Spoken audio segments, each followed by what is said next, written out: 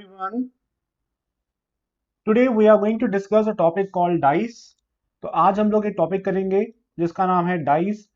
Dice एक बहुत ही common topic है जो सारे एग्जाम्स में आता है. मोस्ट प्रॉब्ली आप जो भी एग्जाम देंगे, SSC, UPSC, railways, banking, teaching या कोई दूसरा एग्जाम में आप देंगे तो वहां पे जो डाइस वाला जो कॉन्सेप्ट है वो हर जगह आता ही आता है.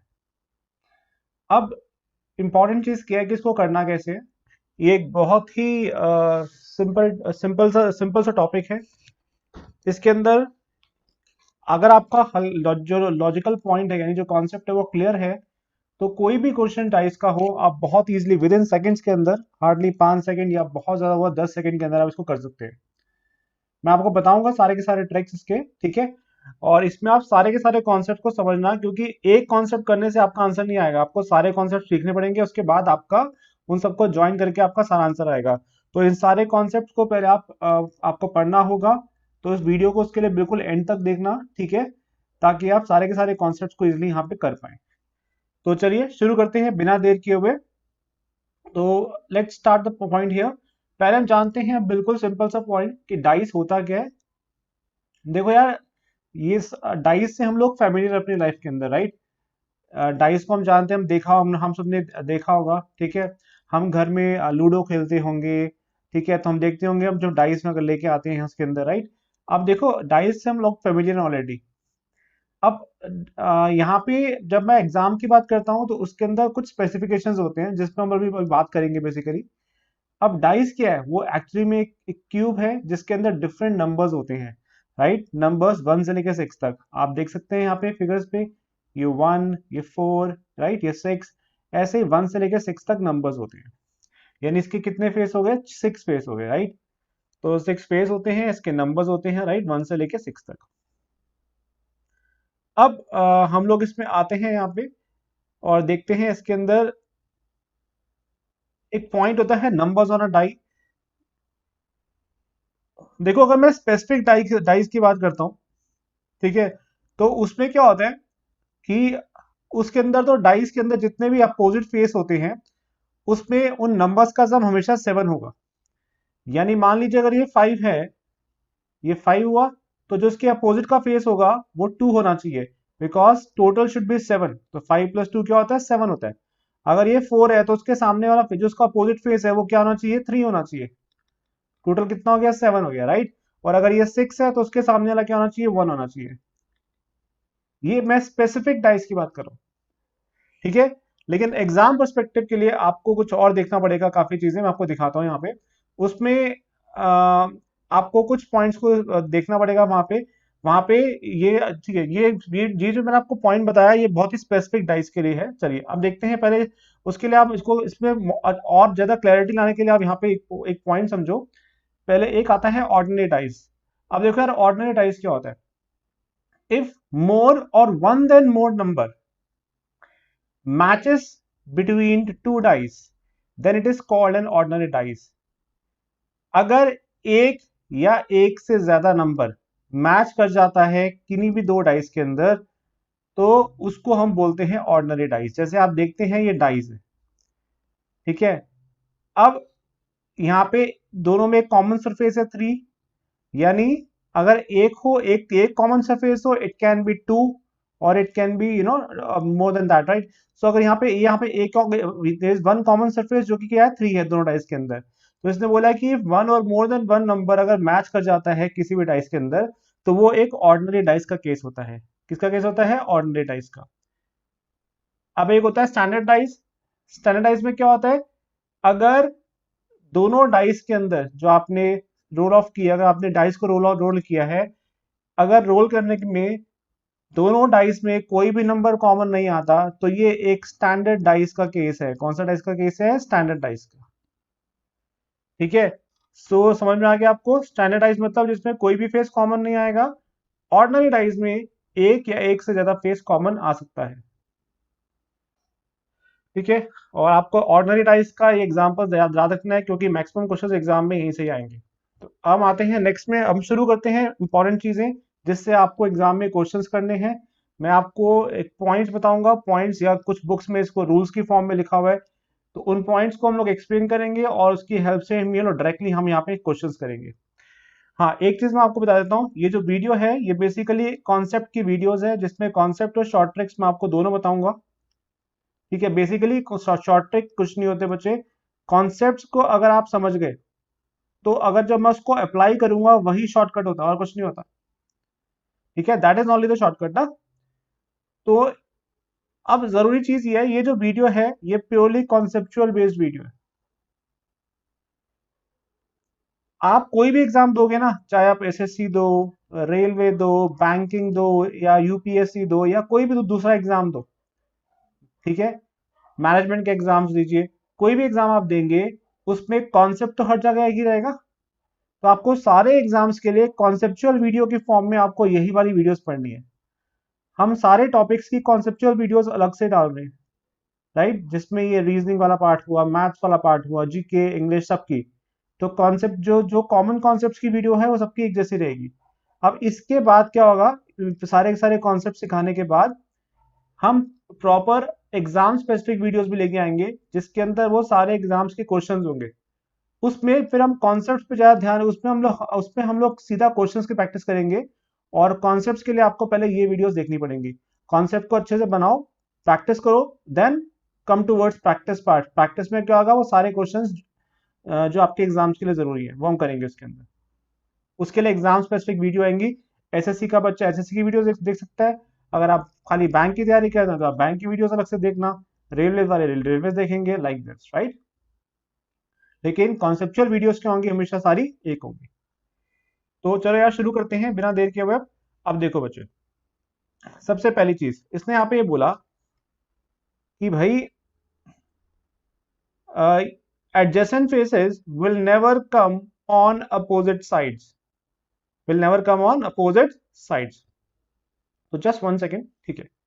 अब देखो ध्यान से, adjacent faces कभी भी अपोजिट साइड्स में नहीं आएंगे, तो इसका मतलब क्या है। देख बच्चों, मान लो बेटा ये ये आपका एक डाइस है, ये डाइस का एक फेस उन्होंने दिखाया। एग्जाम में सारे फेस तो नहीं दिखा सकता, अगर सारे दिखा देगा तो फिर तो क्वेश्चन बनाने का मतलब नहीं आएगा ना। तो वो लोग क्या करते हैं, एक साइड का फेस दिखा देते हैं, यानी जिसमें 3 नंबर्स होंगे, बाकी 3 जो उसके अपोजिट साइड्स में होते हैं वो हिडन होते हैं। उसी के बेसिस पे फिर वो लोग जो है क्वेश्चन बनाते हैं। अब देखो बेटा, he says adjacent faces will never come on opposite sides। मान लो बेटा ये है 3, ये है 2, ये है 1। अब देखो ये नंबर है 3, सपोज करो, राइट। अब ये 3 के यहाँ पे है 2, यहाँ पे क्या है 1। जो 1 एंड 2 है ना बच्चे, 1 एंड 2 जो है ये बेसिकली एडजेसेंट फेस है, किसके, 3 के, किसके, 3 के। So these are adjacent faces of what, 3। इतना समझ में आ गया। यानी 3 का एडजेसेंट फेस क्या है, 2 और 1 है। इन्होंने बोला इस पॉइंट में कि एडजेसेंट फेसेस जो होते हैं वो कभी भी अपोजिट साइड्स में नहीं आएंगे। तो it is very very logical, adjacent faces कभी भी अपोजिट साइड्स में नहीं आ सकते, बिल्कुल नहीं आ सकते। क्यों, क्योंकि अगर वो अपोजिट में होते तो यहाँ पे दिखते ही नहीं, वो तो उसकी बैक साइड पे होता ना, उसको नजर ही नहीं आता बिल्कुल भी, right. So the point here is, जो अपोजिट फेसेस हैं वो कभी भी सामने नहीं आएंगे। तो यार, और ये ठीक है, सॉरी, अपोजिट फेसेस तो कभी सामने नहीं आते। हाँ, इसमें बोला कि जो एडजेसेंट फेस है वो कभी भी अपोजिट साइड्स पे नहीं होंगे। तो आई होप मैंने आपको जो पॉइंट बताया समझ में आ गई होगी। अब जैसे मान लो इन्होंने यहाँ पे एक डाइस को थ्रो किया, उसके 3 बार थ्रो करने के बाद पहली बारी में ऐसा आया, सेकंड बारी में ऐसा आया, नेक्स्ट बारी में ऐसा आया। हमें ये बताना है बच्चे कि which number will appear on the face opposite to the face with the number 2, यानी 2 के अपोजिट में क्या आएगा, हमें ये बताना है। अब एक पॉइंट समझो बच्चों, ठीक है, इसी कॉन्सेप्ट पे पॉइंट नंबर 1 पे हम इसका आंसर निकालने की कोशिश करेंगे। अब देखो बच्चों, आपको बताना है कि 2 के अपोजिट में क्या आएगा। देखो, डाइस के अंदर 6 फेस होते हैं, 1, 2, 3, 4, 5 और 6, राइट। अब 2 के अपोजिट में या तो 1 आएगा। अब 2 के अपोजिट में 2 तो आएगा नहीं, क्योंकि 2 तो एक ही होता है ना। या फिर 3 आएगा, या फिर 4 आएगा, या फिर 5 आएगा, या फिर 6 आएगा। सो 2 के अपोजिट में या तो 1 आएगा, 3 आएगा, 4 आएगा, 5 आएगा, या फिर 6 आएगा। अब एक पॉइंट समझना यहाँ पे। अब देखो, अगर आप यहाँ पे फिगर देखो, ये फिगर नंबर 1, मान लो ये फिगर नंबर 2 है और ये फिगर नंबर 3 है। फिगर नंबर 1 पे देखिए, ये 2 है, 2 के साथ क्या है 6, इसके साथ क्या है 4। तो 6 और 4 क्या हो गए, ये क्या हो गए, ये हो गए 2 के एडजेसेंट फेस, क्योंकि हमने अभी सीखा है। ठीक है, तो 2 का एडजेसेंट फेस क्या हो गया 6 और 4। तो यानी ये तो पक्का है कि 6 और 4 जो है वो 2 के अपोजिट में नहीं आएंगे। क्यों, हमने अभी सीखा है कि adjacent faces will never come on opposite sides. Point number 1। तो यानी मेरा आंसर 6 नहीं होगा और मेरा आंसर 4 नहीं होगा, यानी 6 और 4 जो है 2 के अपोजिट में नहीं आएंगे। तो मैंने क्या कर दिया, 6 और 4 को कैंसिल कर दिया। अब बचा 1, 3 एंड 5। अब ये देखो बाकी फिगर्स में कहीं 2 और है। हाँ देखिए सेकंड फिगर में भी 2 है, तो यहाँ पे क्या है 2 के साथ क्या है 1 और 2 के साथ क्या है 3। तो जैसे ही फर्स्ट फिगर में 6 एंड 4 है 2 के साथ एडजेसेंट पेयर्स, यहाँ पे क्या 1 एंड 3 है। तो जैसे 6 एंड 4 जो है वो भी हमने क्या किया था एडजेसेंट थे, यानी वो अपोजिट में नहीं आते। तो ऐसे ही यहाँ पे क्या सेकंड फिगर में 2 के साथ 1 एंड 3 है, तो 1 एंड 3 क्या उसके एडजेसेंट फेस है। तो यानी 1 एंड 3 भी जो है वो 2 के अपोजिट में नहीं आएंगे। क्यों नहीं आएंगे, because adjacent faces will never come on opposite sides. तो अब बचा क्या 5, बचा क्या 5। तो यानी 2 के अपोजिट में क्या आएगा बच्चा 5 आएगा। क्लियर है बच्चों, सबको समझ में आ गया। मैं उम्मीद करता हूं कि आपको ये पॉइंट समझ में आया होगा बच्चों। ठीक है, तो आंसर क्या आ गया 5 आ गया। तो ये था एक basic point, point number 1, adjacent faces कभी भी अपोजिट साइड्स पे नहीं आते। तो आप क्या करेंगे, ऑप्शंस में से पहले जितने भी एडजेसेंट फेस होंगे उसको यहां से हटा देंगे। ठीक है, और फिर देखेंगे कि जो रिमेनिंग फेस बचेगा, अगर एक ही फेस बचा हुआ है तो यानी वो क्या होगा उसके अपोजिट में होगा। लेकिन कभी कभी क्या होता है एग्जाम में, अब आते मैं आपको बताता हूँ नेक्स्ट पॉइंट, वो आपको नेक्स्ट पॉइंट समझ में आएगा। ठीक है, अब देखो जैसे नेक्स्ट पॉइंट है, नेक्स्ट पॉइंट है check which adjacent pairs are repeating. ठीक है, कभी कभी क्या होता है पॉइंट 1 से हमारा आंसर नहीं बन पाता, तो पहले आप शुरुआत पॉइंट 1 से ही करना। ठीक है, अब मैं आता हूं, अगर पॉइंट 1 की हेल्प से आंसर नहीं आ पाया तो अब आप साथ में पॉइंट 2 भी अप्लाई कर सकते हैं। अब देखो कैसे बेटा, check whether which adjacent pairs are repeating, which adjacent pairs are repeating। इसका मतलब क्या है, अब मुझे इस क्वेश्चन में बताना है which number will appear on the face opposite to the face with the number 1। मुझे बताना है कि यहाँ पे 1 के अपोजिट में क्या आएगा, एक्चुअली मेरे को ये बताना है, राइट। तो देखो, सो आई नीड टू टेल कि 1 के अपोजिट में क्या आएगा। अब देखो बच्चों, मुझे पता है डाइज में 6 पेस होते हैं, 1 2 3 4 5 एंड 6। अब 1 है तो 1 के अपोजिट में 1 तो नहीं आएगा, 1 के अपोजिट में क्या आएगा 2 आ सकता है, 3 आ सकता है, 4 आ सकता है, 5 आ सकता है, 6 आ सकता है। अब चेक करते हैं, अभी तक हमने देखा है पॉइंट नंबर 1, पहले अप्लाई करते हैं पॉइंट नंबर 1। पॉइंट नंबर 1 में क्या था कि एडजेसेंट फेसेस कभी भी अपोजिट साइड्स पे नहीं आएंगे। तो चलिए, तो पॉइंट नंबर 1 अप्लाई करते हैं कि एडजेसेंट फेसेस कभी भी अपोजिट में नहीं आएंगे। तो ये देखो ये है, अब देखो यहाँ पे देखो थर्ड फिगर में ये 1 है, यहाँ पे 1 का एडजेसेंट फेस क्या है 5 है और ये क्या है 3 है। तो यानी 1 का एडजेसेंट फेस 5 एंड 3 है, तो यानी 5 and 3 are the adjacent faces of 1। तो यानी 5 एंड 3 जो है वो 1 के अपोजिट में नहीं आएंगे, ये तो पक्की बात है। तो चलो अब मैं इसको 5 और 3 को यहां से कैंसिल कर रहा हूं, पर अभी मेरा आंसर तो नहीं आया ना, अभी भी 2 4 6 बचा हुआ है। अब देखते हैं 1 और कहीं कहीं पे है। हाँ देखिए लास्ट फिगर में भी 1 है, यहाँ पे 1 के साथ क्या है 2 है और क्या है 3 है। तो यहाँ पे 1 के साथ 2 है और 3 है, राइट। तो 3 तो कट चुका है, अब किसकी बारी है 2 की, तो यानी 2 भी उसके अपोजिट में नहीं आएगा क्योंकि उसके एडजेसेंट पेयर्स है। अब क्या बचा 4 एंड 6, यानी अब 4 एंड 6 में से कोई ना कोई एक था जो कि आना चाहिए था किसके 1 के साथ। तो वो क्या होगा, अब देखो बच्चे, क्योंकि मेरा आंसर अभी पॉइंट नंबर 1 से नहीं आ पाया, क्योंकि 4 एंड 6 में अभी भी क्या कंफ्यूजन है कि 4 आएगा या फिर 6 आएगा। तो अब मैं क्या करूंगा, अब कैसे आंसर निकालूंगा। मैंने फर्स्ट पॉइंट से इतना तो पता कर लिया कि 4 या 6 अभी कुछ है। मान लो अगर ऑप्शन में ऐसा होता 2 है 3 है 4 है 6 है, तो दो ऑप्शन चलो कट जाती क्योंकि 2 एंड 3 तो आता नहीं, लेकिन 4 एंड 6 तो बचा हुआ था ना, अभी भी मेरा आंसर तो नहीं आया था। तो अब मैं आंसर कैसे निकालूंगा बेटा, तो अब मैं यूज करूंगा पॉइंट नंबर 2। पॉइंट नंबर 2 क्या बचे, check which adjacent pairs are repeating, check which adjacent pairs are repeating. तो अब देखो बेटा, एडजेसेंट पेयर्स, जैसे मान लो ये 4 and 3 है, राइट। अब आप देखो कौन कौन से एडजेसेंट पेयर्स रिपीट कर रहे हैं। अब देख बच्चे, जैसे ये 4 and 3 है, ये 4 and 3 है, ये क्या रिपीट कर रहे हैं, ठीक है। तो याद रखना, जोन जोन से एडजेसेंट पेयर्स रिपीट करते हैं, अगर 4 and 3 रिपीट कर रहे हैं, तो जो रिमेनिंग पेयर्स होते हैं बेटा, वो क्या होते हैं, हमेशा अपोजिट्स में होते हैं। क्या होते हैं, हमेशा अपोजिट्स में होते हैं। इस बात को हमेशा रूल याद रखना, राइट। पहले हमें चेक करना होता है which adjacent pairs are repeating, right, और फिर जो नंबर बचता है वो क्या होगा, आपस में अपोजिट होगा। क्या होगा, अपोजिट होगा, ठीक है बेटा। बट क्योंकि यहाँ पे 2 के सामने वाली बात आई है, मेरे को तो क्या बताना है, 1 के सामने वाला। तो मुझे देखना है कि 1 के साथ जो एडजेसेंट पेयर था, क्या वो रिपीट हो रहा है कहीं पे, मेरे को उसमें फोकस करना है।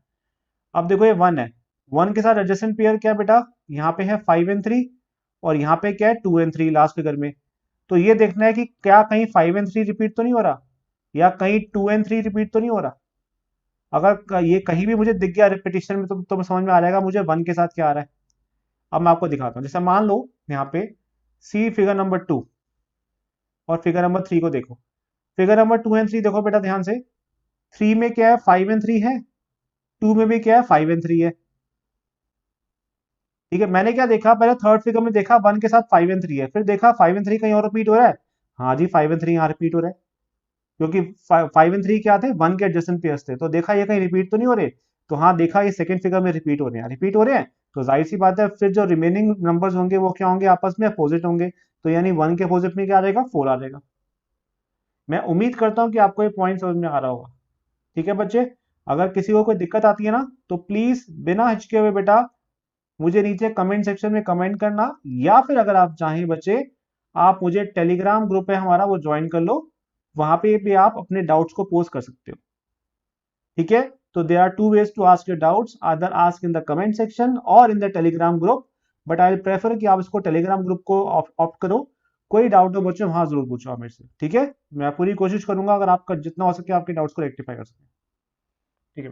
तो ये हो गया, तो इसका आंसर क्या आ गया बेटा, 4 आ गया, ठीक है।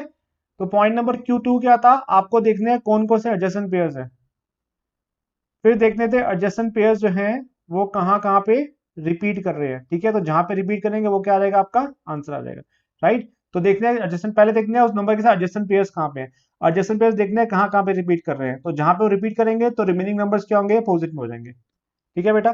तो मैंने पॉइंट नंबर 1 और पॉइंट नंबर 2 की हेल्प से यहाँ पे आंसर निकाला, ठीक है। चलिए आप चलते हैं नेक्स्ट इंपॉर्टेंट पॉइंट पे, ठीक है। अब देखो बच्चों, नेक्स्ट पॉइंट क्या बोलता है बेटा। अब एक एक मैं इसको डायरेक्टली समझाता हूं उसको इस एग्जांपल के थ्रू। बेटा ये आपने एक डाइस को 2 बार थ्रो किया, जब आपने पहली बार थ्रो किया बच्चे, तो ये डाइस का ऐसा फेस आया, नेक्स्ट टाइम थ्रो किया तो बच्चे ऐसा फेस आया, ठीक है। अब देखो बच्चों, जब एक बार थ्रो किया ऐसा फेस आया, नेक्स्ट टाइम थ्रो किया ये वाला फेस आया। अब यहाँ पे एक देखना बेटा, यहाँ पे एक कॉमन सरफेस है दोनों के अंदर, वो है 3। वो क्या है, 3। यानी यहाँ पे एक सरफेस ऐसा है, एक नंबर ऐसा है जो कि कॉमन है दोनों डाइस के अंदर।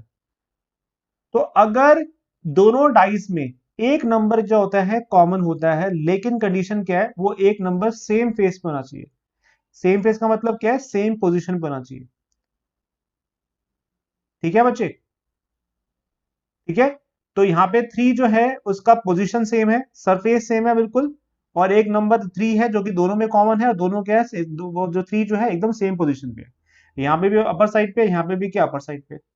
तो फिर क्या होता है, जो रिमेनिंग नंबर्स होते हैं वो आपस में क्या होते हैं, अपोजिट्स होते हैं। तो यानी 1 के अपोजिट में क्या आ जाएगा, 2 आ जाएगा, और 5 के अपोजिट में क्या आ जाएगा बच्चे, 6 आ जाएगा, क्योंकि 3 and 3 जो है यहाँ पे सेम पोजीशन पे है। बहुत ऑब्वियस है, राइट, कॉमन सेंस इसके अंदर, ठीक है बेटा। अगर आप इसको ध्यान से विजुलाइज करो, क्योंकि अगर सेम सरफेस है, ये एक सरफेस का एक हिस्सा दिख रहा है, तो बैक हिस्सा तो यही होगा ना 2 and 6 वाला, क्योंकि सरफेस जो है बिल्कुल सेम है, ठीक है बेटा।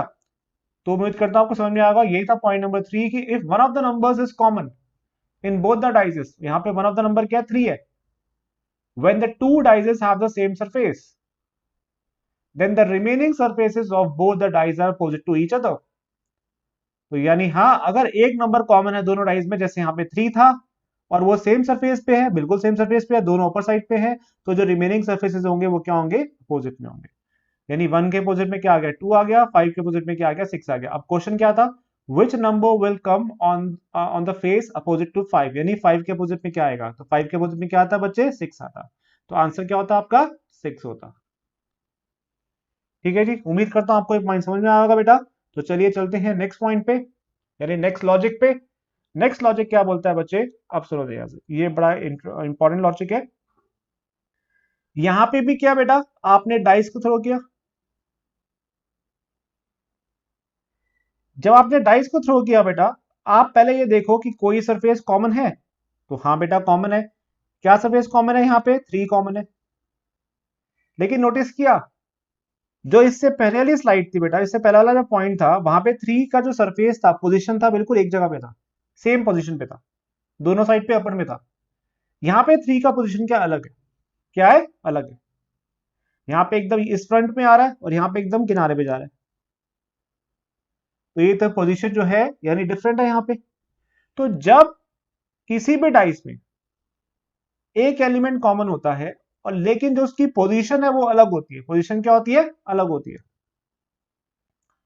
तो फिर आप रिमेनिंग अपोजिट्स को कैसे निकालेंगे। मतलब अगर उसकी पोजीशन अलग है, जैसे 3 यहाँ पे है, 3 यहाँ पे है, और मुझे बताना है कि 1 के अपोजिट में क्या आएगा या 5 के अपोजिट में क्या आएगा, तो मैं कैसे बताऊंगा, क्योंकि यहाँ पे क्या पोजीशन क्या अलग है, वहां क्या थी, पोजीशन सेम थी, इसलिए बताना एकदम स्ट्रेट फॉरवर्ड था, सिंपल था वहां पे। तो जब पोजीशन अलग होती है तो बेटा आपको एक तरीका याद रखना है, आपको चलना है क्लॉकवाइज। क्या मूव करना है, क्लॉकवाइज। कैसे, मैं आपको समझाता हूं।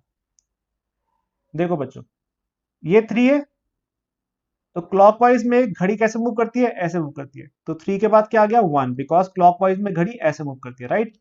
तो 3 के बाद क्या आ गया, 1, ऐसे ही 1 के बाद क्या आ गया, 5, और अगेन 5 के बाद क्या आ गया, 3। इस तरह क्लॉकवाइज मूव करेगा ना बेटा, ठीक है। तो जो कॉमन सरफेस है वहां से शुरू करते हैं, राइट। मैंने यहां पे शुरू किया, तो 3 के बाद क्या था बेटा, 1, 1 के बाद क्या था, 5। चलो अब यहां देखें फिगर नंबर 1 पे, ये 3 है, चलना है क्लॉकवाइज, तो चलेंगे ना ऐसे, क्लॉकवाइज चलते हैं ऐसे। 3 के बाद क्या आ गया, 6, 6 के बाद क्या आ गया, 4, तो ये है 3, 3 के बाद क्या आ गया, 6, 6 के बाद क्या आ गया बेटा, 4। तो अब इसका मतलब क्या हुआ, 1 के अपोजिट में क्या होगा, 6 होगा, 5 के अपोजिट में क्या होगा, 4 होगा। ठीक है, so you have to move clockwise, और क्लॉकवाइज जैसे मूव करेंगे तो वो नंबर्स जो हैं उनके अपोजिट में आते जाएंगे। ठीक है, तो फर्स्ट फिगर, सेकंड फिगर में क्या था, 3 के बाद 1, 1 के बाद 5, फर्स्ट फिगर में क्या था, 3 के बाद 6, 6 के बाद 4, तो यानी 1 के अपोजिट में क्या आ गया, 6, और 5 के अपोजिट में क्या आ गया, 4 आ गया। ठीक है बच्चा, तो हमको क्या बताना था यहाँ पे कि which number will come opposite to number 5, तो 5 के अपोजिट में क्या आएगा, 4 आएगा, नहीं, तो 5 के अपोजिट में क्या आएगा बेटा, 4 आएगा। ठीक है, मैं उम्मीद करता हूं कि आपको ये पॉइंट समझ में आया होगा। तो ये हमने चारों पॉइंट्स किए जी। अब हम चलते हैं नेक्स्ट इंपॉर्टेंट कॉन्सेप्ट पे। ये हमारा चारों पॉइंट्स है, मैंने आपको चारों पॉइंट 4 क्वेश्चंस की हेल्प से बताए हैं। अगर आप इन 4 क्वेश्चंस को भी ठीक से प्रैक्टिस करते हैं, इसके बाद आप, trust me, open any book, solve the questions and you are able to solve it. I just bet you for that, right. ठीक है, इसके बाद हमारी प्रॉपर वीडियोस आएंगी सारे के सारे एग्जाम्स की, वो सारे प्रैक्टिस क्वेश्चंस होंगे, उन्हें बिल्कुल ट्राई करना, एंड फिर आपको कोई दूसरी तैयारी की ऐसा नीड नहीं पड़ेगी। ठीक है, that's a point out here. ठीक है, हाँ, तो मैं आपको ये जरूर कहूंगा कि आप बस कॉन्सेप्ट पे पूरा ध्यान देना, ठीक है, that's very very important. And then now उसके बाद फिर हमारी जो वीडियोस आएंगी प्रैक्टिस पे, आप जरूर क्वेश्चन वर्क अपॉन कीजिए। ठीक है बेटा, तो चलिए लेट्स से हियर नेक्स्ट हम आते हैं बेटा, नेक्स्ट हम आते हैं यहाँ पे ओपन डाइस कॉन्सेप्ट पे। अच्छा, ओपन डाइस कॉन्सेप्ट में अब हम पढ़ेंगे। ठीक है, तो अभी तक हमने क्या पढ़ा था, वो 4 पॉइंट्स पढ़े थे जिसके बेसिस पे ये इस तरह के क्वेश्चन आते थे, राइट, कि डाइस के फेसेस दिखा देगा, बोलेगा कौन सा नंबर किसके अपोजिट में है। अब नेक्स्ट जो कॉन्सेप्ट है बेटा, ये है ओपन डाइस कॉन्सेप्ट। अब देखो ओपन डाइस कॉन्सेप्ट में क्या होता है, मतलब आपके सामने क्लोज डाइस थी बेटा, ठीक है, इन्होंने क्या कर दिया, क्लोज डाइस को जो है ओपन करके रख दिया, उसके सारे फेसेस को इन्होंने क्या कर दिया, ओपन कर दिया। ठीक है, क्योंकि आप देखो ना, ये क्लोज डाइस है, मान लो अगर ऐसे, ठीक है, ये आपके सामने क्लोज डाइस है, इन्होंने जब इसको ओपन किया तो इसके ऐसे ये सारे के सारे सरफेस आ गए, ठीक है, ये 2 1 4 6 3 5 सारे सरफेस क्या हो गए, ऐसे आ गए, ठीक है। अब मैंने यहाँ पे आपको दो एग्जांपल दिखाया है, एक एक डाइस में मान लो अल्फाबेट की फॉर्म में था, सारे अल्फाबेट वाले फेस आ गए, एक में नंबर की फॉर्म में था, एक में सारे नंबर्स आ गए जो उसको ओपन किया था। तो हमें ये बताना है बच्चे, हमें पहले इसके कॉन्सेप्ट समझो, ठीक है, इसका कॉन्सेप्ट क्या है। पहली चीज क्या एग्जाम में क्या आएगा कि आपको ये ओपन सरफेस दे देगा और बोलेगा कि बताओ किसके अपोजिट में क्या आएगा, किसके अपोजिट में क्या आएगा। ये एक बहुत ही सिंपल सा पॉइंट है, इसका रूल याद रखना बेटा हमेशा। रूल ये है बच्चे, हर ऑल्टरनेट जो फेस होगा वो क्या होगा, अपोजिट होगा। क्या होगा, अपोजिट होगा। जैसे देखो बेटा, ये आपका 2 है, शुरुआत करते हैं यहाँ पे, ठीक है, ये 2 है, तो 2 का ऑल्टरनेट फेस क्या आ गया, एक स्टेप छोड़ दो, रिमूव 1 स्टेप, ये क्या आ गया 4। तो यानी 2 और 4 जो है पेयर बनाएंगे, किसका, अपोजिट्स का। जैसे 2 एंड 4 है तो फिर क्या हुआ, 1 और 6, ऐसे 1 और 6 क्या होंगे, वो आपस में क्या होंगे, अपोजिट्स होंगे। फिर रिमेनिंग क्या बचे, 5 एंड 3, तो फिर 5 एंड 3 भी क्या होंगे, आपस में क्या होंगे, अपोजिट्स होंगे, ठीक है बेटा। तो इसका मतलब क्या आ गया, 2 के अपोजिट में क्या आएगा 4, 1 के अपोजिट में क्या आएगा 6, 5 के अपोजिट में क्या आएगा 3। तो ये क्या हो गया, आपके अपोजिट पेयर्स हो गए। क्या हो गए, अपोजिट पेयर हो गए। समझ में आ गया रूल क्या है, राइट बच्चे। तो रूल क्या है, हर ऑल्टरनेट फेज क्या होंगे, आपस में अपोजिट पे होंगे। अब यहाँ पे आप देखिए, ए के अपोजिट में क्या आएगा, डी आएगा, ई के अपोजिट में क्या आएगा, बी आएगा। सो इन द सेम वे सी के अपोजिट में क्या आएगा बेटा, एफ आएगा, क्योंकि अब मैं देखो ए और डी, राइट, तो ए के अपोजिट में डी आएगा, बिकॉज ये क्या है, ऑल्टरनेट फेज है। ई के अपोजिट में क्या आएगा बेटा, बी आएगा। तो इन द सिमिलर फिर रिमेनिंग क्या बचा, सी और एफ, तो फिर सी के अपोजिट में क्या आता बेटा, एफ आता, ठीक है। एग्जाम में बोलेगा बताओ ई के अपोजिट में क्या आएगा, या सी के अपोजिट में क्या आएगा, या ए के अपोजिट में क्या आएगा, आप यहाँ पे इसका आंसर बता सकते हैं। मैं उम्मीद करता हूँ आपके पॉइंट समझ में आया होगा। अब आते हैं नेक्स्ट मेन क्वेश्चन पे, उसके लिए लेकिन आपको ये ओपन डाइस कॉन्सेप्ट पता होना बहुत जरूरी था। पहला तो सीधा क्वेश्चन आएगा सिंपल सा कि 2 के अपोजिट में क्या है, 1 के अपोजिट में क्या है, आपको बस चेक करना है ऑल्टरनेट फेज क्या, और आपका आंसर आ जाएगा। अब नेक्स्ट में क्या आएगा बेटा, हाँ नेक्स्ट पे है कि अब आपको choose the box that is similar to the box form from the given paper X. अब यहाँ पे इन्होंने ये ओपन ओपन डाइस दिया हुआ है, डाइस को इन्होंने पहले ओपन किया हुआ है। अब इन्होंने बोला कि अगर मैं इसको दोबारा फोल्ड कर दूंगा तो इनमें से कौन सी फिगर जो है बनेगी, कौन सी फिगर बनेगी, ठीक है, फोल्ड करने के टाइम पे। तो हमें ये बताना है, इसके लिए लेकिन आपको ये ओपन डाइस का कॉन्सेप्ट पता होना चाहिए था, ठीक है बेटा। अभी तक हमने क्या सीखा कि हर ऑल्टरनेट फेज क्या होगा, अपोजिट होगा, बस इसी को यूज करना है और उसकी हेल्प से हम कोई आंसर निकालने। अब देखो बच्चे, हमने देखा ओपन डाइस में, पहले हम ये चेक करते हैं कि किसके अपोजिट में क्या आएगा, ठीक है। अब देख बच्चों, हमें अच्छे से पता है कि यहाँ पे एफ के अपोजिट में क्या आएगा बेटा, बी आएगा, क्योंकि ऑल्टरनेट फेज है। ऐसे ही ई के अपोजिट में क्या आएगा बच्चों, सी आएगा, और फिर ए के अपोजिट में क्या आएगा बेटा, डी आएगा। ये तो क्लियर हो गया, समझ में आया सबको। तो एफ के अपोजिट में बी हो गया, ई के अपोजिट में सी हो गया, और फिर ए के अपोजिट में क्या हो गया, डी हो गया। क्लियर है बेटा। तो ये क्या हो गया, हमारे अपोजिट फेज हो गए, क्या हो गए, अपोजिट्स हो गए। लेकिन अब एक रूल याद रखना बेटा, हमने अभी पॉइंट नंबर 1 किया था ना याद, हमने अब हमने ये सारे पॉइंट्स किए थे, अगर आपको याद होगा, राइट। अच्छा, हमारा पॉइंट नंबर 1 क्या था एक बार, कि एडजेसेंट पेयर्स जो हैं वो कभी भी अपोजिट में नहीं आते, एडजेसेंट फेसेस, ठीक है, अपोजिट्स में नहीं आते। अच्छा, यानी कहने का सेंस क्या है कि एडजेसेंट फेसेस जो होते हैं वो साथ साथ दिख जाते हैं। जैसे 6 का एडजेसेंट फेस क्या है, 4 है, तो वो तो उसके साथ विजिबल हो जाएगा फिगर में, लेकिन अपोजिट फेस क्या होगा, विजिबल नहीं होगा, ठीक है। अब देखो जरा ध्यान से, अब इसी को यूज करते हैं हम यहाँ पे। पहले हमने देखा कि कौन से अपोजिट फेस हैं साथ में, एफ के अपोजिट में बी है, ई के अपोजिट में सी है, ऐसी ए के अपोजिट पे क्या होगा बेटा, डी होगा। तो लेकिन अब मुझे मालूम चल गया कि अगर एफ के अपोजिट में बी है तो बेटा, तो इसका मतलब एफ और बी जो है वो कभी भी साथ साथ नहीं होंगे। यानी कभी भी एडजेसेंट में नहीं आएंगे। तो अगर आप यहां से, अब आप देखो, अब ध्यान से फिगर नंबर 1 देखना, हम देखते हैं कि क्या ये फिगर नंबर 1 पॉसिबल है। अगर आप फिगर नंबर 1 पे देखिए बेटा, तो यहाँ पे एफ एंड बी इन्होंने एडजेसेंट पेयर दिखाया हुआ है। क्या दिखाया हुआ है? Adjacent pair. तो क्या ये पॉसिबल है? नहीं है बेटा पॉसिबल। क्यों पॉसिबल नहीं है ये आंसर? क्योंकि एफ एंड बी जो है वो तो अपोजिट पेयर्स है, ये तो एडजेसेंट हो गए ना। ठीक है, तो एडजेसेंट पेयर्स कभी भी साथ साथ, कभी भी अपोजिट पेयर्स कभी भी साथ साथ दिखेंगे नहीं यहाँ पे। राइट बेटा, इन्होंने क्या दिखा दिया? इसको एडजेसेंट दिखा दिया, तो क्या दिखा दिया? गलत दिखा दिया। तो ये तो मेरा आंसर नहीं बनने वाला, यानी ऑप्शन नंबर 1 तो मेरा आंसर कभी भी नहीं होना है। नहीं, 1 तो है नहीं आंसर। वैसे भी देखा जाए ना, कॉमन सेंस, 4 ऑप्शन थी इस एग्जाम में, ये एग्जाम का क्वेश्चन है, डायरेक्टली आपके एग्जाम में आ हुआ है। ठीक है, अब देखो बच्चे, तो ऑप्शन नंबर 1 तो नहीं बनने वाला आंसर, क्योंकि 1 तो है ही नहीं। जब 1 ही नहीं है तो फिर सी आंसर भी नहीं होगा और डी आंसर भी नहीं होगा। आंसर तो हालांकि बी हो गया ना, तो ऑटोमेटिकली 2 हो गया, आपको सॉल्व करने की जरूरत थी नहीं। बट फिर भी हमें यहाँ पे, क्योंकि लॉजिक, क्योंकि कॉन्सेप्चुअल वीडियो है, हमें कॉन्सेप्ट पे ध्यान देना है, तो हम सारे ऑप्शंस को पहले चेक करेंगे अभी। ठीक है, क्योंकि अभी आप समझो कि चीजें होती कैसे हैं। तो ठीक है, बाकी प्रैक्टिस के लिए प्रैक्टिस वीडियोस करना हमारी। ठीक है, जो आएंगे। अब देखो बच्चे, सेकेंड ऑप्शन देखिए यहां से, एफ ई एंड डी बच्चे।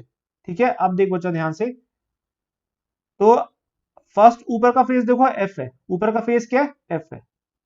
मुझे इतना पता है कि ये एफ है ना, बस बी यहां पे आसपास नहीं होना चाहिए था।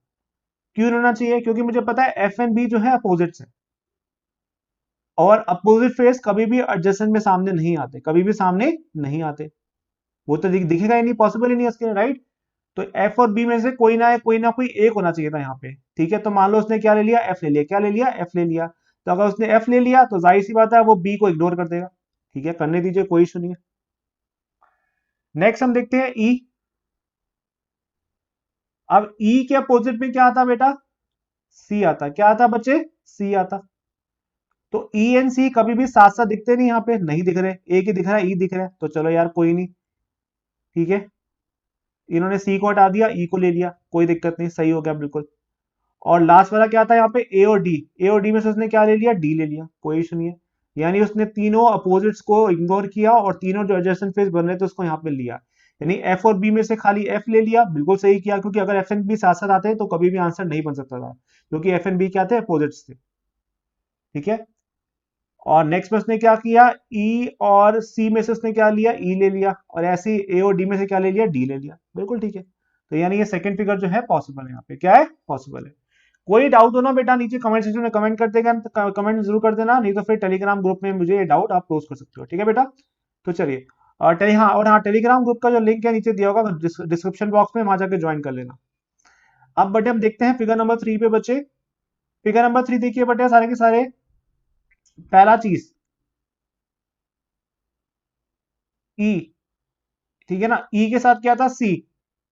ठीक है, और ई के साथ सी है, तो ई और सी क्या थे बेटे? अपोजिट्स थे। यहाँ पे इसने क्या कर दिया? सीधा एडजेसेंट पेयर दिखा दिया। तो ये तो पॉसिबल नहीं है, क्योंकि अपोजिट पेयर्स जो होते हैं वो कभी भी एडजेसेंट में ऐसे नहीं आ सकते, क्योंकि वो तो विजिबल ही नहीं होगा, वो तो ई के बिल्कुल अपोजिट होगा ना, वो साथ में थोड़ी ना हो सकता है। तो यानी ये भी आंसर क्या हो गया? गलत हो गया। क्या हो गया? गलत हो गया। यानी हमारा फर्स्ट रॉन्ग हो गया, थर्ड रॉन्ग हो चुका है, सेकंड आ चुका है। अब देखते हैं फोर्थ एक बार बेटा। ये था डी। अब देखो बेटा, डी है तो देखिए डी के साथ क्या था बच्चे? ए था। तो डी और ए क्या थे? अपोजिट से ना। इन्होंने क्या कर दिया? यहाँ पे एडजस्टमेंट दिखा दिया, तो फिर से क्या हो गया? गलत हो गया। फिर से क्या हो गया? गलत हो गया। तो यानी मेरा सिर्फ ऑप्शन नंबर 2 क्या था? सही आंसर था। ठीक है बेटा, so B is the right answer. उम्मीद करता हूं कि आपको ये पॉइंट समझ में आया होगा बच्चों। ठीक है, तो चलिए अब देखते हैं नेक्स्ट क्वेश्चन में बेटा। नेक्स्ट क्वेश्चन भी आपके एग्जाम का ही क्वेश्चन है, तो सीधा देखते हैं। ये प्रीवियस ईयर क्वेश्चन है, अब देखते हैं इसको सॉल्व कैसे करना बेटा। वही लॉजिक अप्लाई करेंगे। अब वहां पे क्या था बेटा? ये अल्फाबेट्स की फॉर्म में था, यहाँ पे क्या है? सीधा फिगर्स की फॉर्म में। तो अब देखो बेटा, पहले देखते हैं कौन किसके सामने आएगा। अब ये जो फर्स्ट जो ब्लैक पोर्शन है, ब्लैक वाला बॉक्स है, और ये डॉट वाला बॉक्स है, ये आपस में अपोजिट्स वाला रोल प्ले करेंगे। मान लो ये ब्लैक हो गया और ये डॉट हो गया। ठीक है, so they both will come on the opposite sides. ऐसे ही बेटा, एक ये व्हाइट है और एक ये ब्लैक है। ठीक है, तो ये एक व्हाइट हो गया और एक ये क्या हो गया? ब्लैक हो गया। ये भी करेंगे, अपोजिट्स में रहेंगे। और नेक्स्ट ये लास्ट वाला क्या आ गया बेटे? दो व्हाइट्स हो गए। क्या आ गए? दो व्हाइट्स हो गए। ये भी क्या आ गया? अपोजिट्स में आ गए।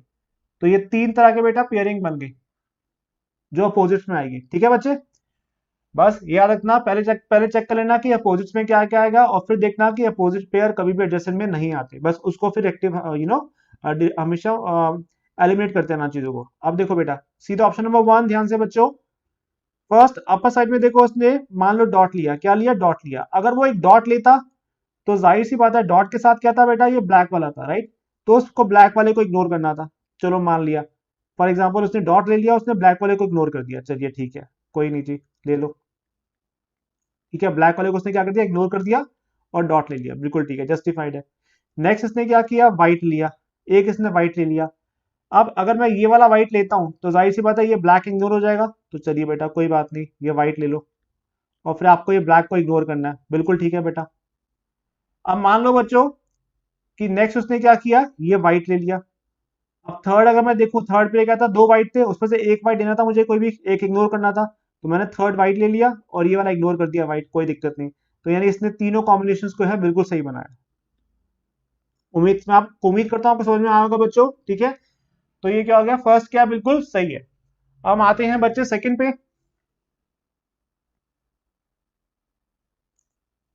तो मान लो बेटा उसने अगर एक लिया ऊपर डॉट, राइट, तो मुझे पता है अगर ये डॉट लेगा तो फिर ये ब्लैक वाला पॉसिबल नहीं था, ब्लैक वाला पॉसिबल नहीं था, बट क्योंकि यहाँ पे दो ब्लैक्स हैं तो पहले मैं, मुझे अभी इनिशियल नहीं पता कि सही है कि नहीं। मान लो मैंने डॉट लिया और एक सेकंड, ये डॉट ले लिया और ये ब्लैक ले लिया, राइट, तो मान लो उसने डॉट लिया, इस ब्लैक को सपोज करो उसने इग्नोर कर दिया, क्या कर दिया, इग्नोर किया। अब बेसिकली दो ब्लैक्स है, इसने यहाँ पे दोनों ब्लैक को कंज्यूम कर लिया, तो ये तो पॉसिबल नहीं था ना दोनों ब्लैक को कंज्यूम करना, क्यों, क्योंकि अगर मान लो ये एक डॉट के साथ एक ब्लैक था, अगर क्योंकि डॉट ऑलरेडी ले चुका था तो ये ब्लैक लेना पॉसिबल था नहीं इसके लिए, क्योंकि दोनों के यहाँ अपोजिट्स हैं और अपोजिट्स कभी भी एडजस्टमेंट में तो आते नहीं। क्योंकि अगर मान लो क्योंकि अगर इसने डॉट लिया तो इसको एक इस ब्लैक को इग्नोर करना ही करना था, क्योंकि तो अगर ये इस ब्लैक को इग्नोर करता तो टोटल दो ब्लैक्स थे, एक ब्लैक तो ऑलरेडी इग्नोर ही हो गया था ना, तो फिर यहाँ पे दो ब्लैक्स कैसे आ गए, यहाँ तो फिर एक ही आना चाहिए था। तो इसका मतलब ये आंसर क्या है, गलत है, तो सेकंड का आंसर नहीं हो सकता। हम आते हैं बेटा थर्ड ऑप्शन पे। थर्ड ऑप्शन देखिए बच्चों, मान लो ये इससे यहाँ पे डॉट लिया, तो अगर ये डॉट लेता तो इस ब्लैक को इग्नोर करता, चलिए कोई बात नहीं, एक ब्लैक को इग्नोर कर दिया, क्योंकि अभी भी दूसरा ब्लैक तो बचा हुआ है ना बेटा, तो ये डॉट और ब्लैक वाला तो खत्म। अब देखते हैं ये व्हाइट और ब्लैक वाला, तो इसने क्या किया, मान लो अगर ये ब्लैक ले लिया तो जाहिर सी बात है फिर ये व्हाइट इग्नोर कर देगा, चलिए कोई बात नहीं, ये व्हाइट को इग्नोर करने दो, उसने ये ब्लैक ले लिया और ये व्हाइट को इग्नोर कर दिया, कोई दिक्कत नहीं। फिर लास्ट वाला क्या बचा, दो व्हाइट थे, दो व्हाइट में से कोई ना कोई एक व्हाइट आना था, हाँ बिल्कुल उसने दो व्हाइट में से एक ना एक व्हाइट ले लिया यहाँ पे, राइट। तो उम्मीद करता हूँ कि आपको इस पॉइंट समझ में आया होगा, तो बिल्कुल थर्ड भी क्या बिल्कुल सही ऑप्शन है, थर्ड भी क्या बिल्कुल सही ऑप्शन है। अब देखते हैं बेटा लास्ट वाला, लास्ट अब देखिए बच्चों, यहाँ पे उसने दो ब्लैक्स ले लिए, देखते हैं दो ब्लैक्स लिए, तो पहले वाले ब्लैक के साथ क्या था, डॉट था, तो डॉट तो नहीं लिया, यानी बिल्कुल सही किया उसने, राइट। सेकंड वाले ब्लैक के साथ एक व्हाइट था, तो चलिए ठीक है मान सकते हैं, आ सकता है। और थर्ड वाला क्या था, दो व्हाइट थे, उसकी जगह एक व्हाइट आ गया, बिल्कुल ठीक है बेटा, ठीक है। तो यानी ऑप्शन नंबर 1, ऑप्शन नंबर 2, और सॉरी ऑप्शन नंबर 2 तो क्या गलत था, 3 एंड 4, सो 1 3 एंड 4 जो है बिल्कुल सही है। तो आपका आंसर क्या आ गया, 1 3 एंड बेटा 4 आ गया। ठीक है बच्चों, मैं उम्मीद करता हूं कि आपको ये पॉइंट समझ में आया होगा। फिर भी किसी बच्चे को दिक्कत होती है तो प्लीज मुझे नीचे कमेंट सेक्शन में कमेंट करना बेटा, नहीं तो फिर आप मुझे मेरे टेलीग्राम चैनल में ज्वाइन कर लो और वहां जाके भी आप हमें डाउट्स यहाँ पे भेज सकते हैं बच्चों, ठीक है। तो अगर आपको यार ये वीडियो अच्छा लगा तो please it's my humble request बच्चों, प्लीज चैनल को सब्सक्राइब जरूर करना यार, और सब्सक्राइब करने के बाद ऑल का बटन आता है, ठीक है। सब्सक्राइब करने के बाद तीन ऑप्शन नहीं आते, ऑल आता है, एक आता है पर्सनलाइज, राइट, तो आप ऑल पे क्लिक जरूर करना बेटा, ठीक है। उससे क्या होगा, कोई भी वीडियो आएगी आपको उसका नोटिफिकेशन आ जाएगा। लेकिन कभी कभी क्या आता है यूट्यूब में, due to some technical issue या सर्वर इशू, कभी कभी क्या होता है कुछ नोटिफिकेशन डिले हो जाते हैं। तो उसके लिए क्या है, अगर आप टेलीग्राम को ज्वाइन किया होगा तो वहां पे भी हम कोई भी वीडियो डालते हैं उसको अपडेशन वहां पे दे देंगे, अपडेट कर देंगे, या कि यहाँ पे वीडियो आ चुकी है आप जाके चेक कर लीजिए। और बाकी कोई भी न्यूज होती है वहां पे टेलीग्राम में अपडेट कर देते हैं, राइट। तो आप टेलीग्राम चैनल को ज्वाइन कर लो, उसमें आपको सारी अपडेट्स आपको इंस्टेंट मिल जाएंगी, ठीक है बेटा। So that's a point out yes channel. और हाँ प्लीज यार, वीडियो अच्छा लगा तो प्लीज लाइक करना, मुझे कमेंट में बताना जरूर। अगर आपको लगता है कि इस वीडियो में कोई कमी थी तो आप वो भी जरूर बताइएगा। अगर आपकी जेन्युइन मुझे कुछ कंसर्न लगा तो मैं जरूर उस पर काम करूंगा, दैट्स माई प्रॉमिस। ठीक है, to you all. And please बेटा खूब खूब मेहनत करो, एग्जाम नियर बाय है। ठीक है, इस बार सिलेक्शन पक्का लेना आप सब कुछ सभी को। ठीक है, ये बिल्कुल दृढ़ निश्चय के साथ तैयारी करो। ठीक है, जो मिलते हैं फिर आपसे अगले वीडियो के अंदर और नए, ठीक है, और नए कॉन्सेप्ट्स के साथ। तो चलिए, thank you so much, keep studying, work hard, thank you.